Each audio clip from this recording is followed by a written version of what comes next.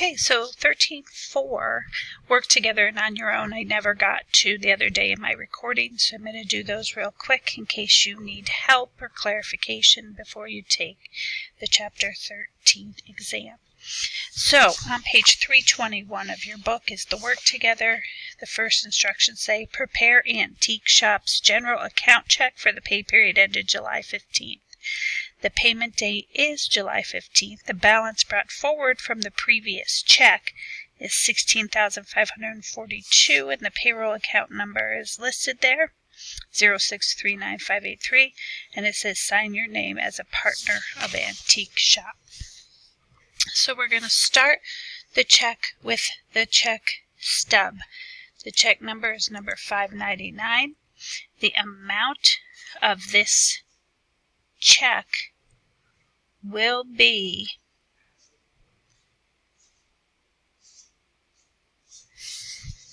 $1,537.68 according to our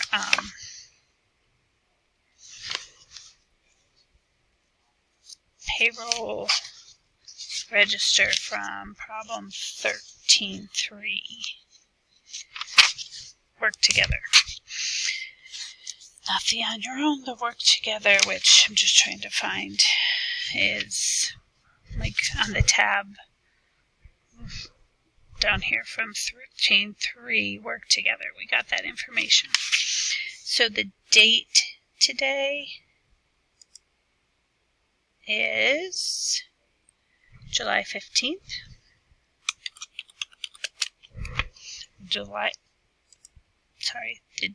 It's not the date today, obviously, but it's a date for this problem. And we are writing the check to our payroll account number 0639583. So what we're doing is we're taking the money from our bank account, and this is payroll from July 1st to the 15th. We're taking the money from our bank account where we had $16,542 in our account. This is not a deposit, so the subtotal is still $16,542. And we are going, this check is $1,537.68. So our balance going forward will be $15,004.32. This check again is being written from our big checking account, and we're transferring it over to our payroll account. And then we are going to write paychecks out of the payroll account. We don't want to keep money in the payroll account for any long extended period of time. It's a good practice to just put it in there until the checks are written. Keep your money in your regular bank account where it's easier to manage.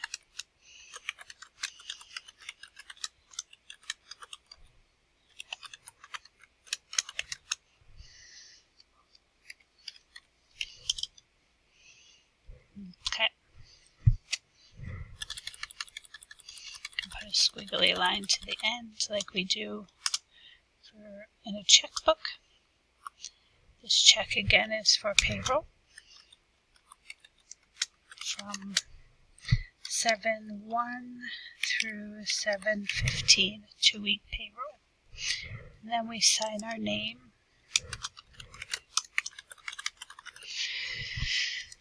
Of course, that would be a true signature.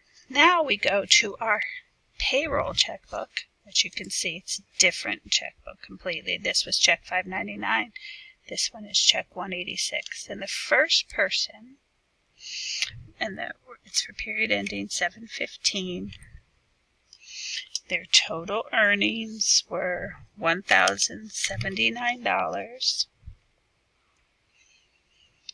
That was total.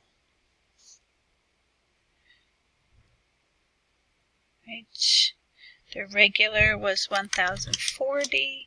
Their overtime was $39. Deductions for Jude Hensley is the first one we're doing. Deductions were total of $248.33. Income tax was $87. Social Security was $70.14. Medicare was $16.19. Health insurance was $60. And they had an other of $15 for savings bonds. So the net pay for this person was $830.67. You know how to get net pay. You take gross pay and subtract all the deductions. Okay, so the date of this check is July 15th.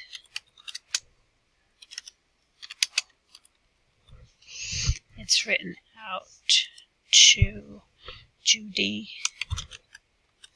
Hensley in the amount of $830.67. We type the full amount.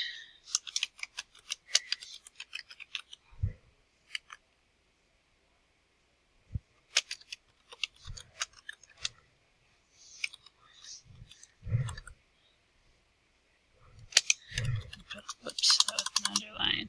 Put a few dashes. And then sign your name on the check. Okay, so that's how to do a payroll check. I have one more to do. For Mike McCune. Period ending 7/15. His total earnings were $971.75. His regular pay was $920. His overtime pay was $51.75. He had total deductions of $264.74.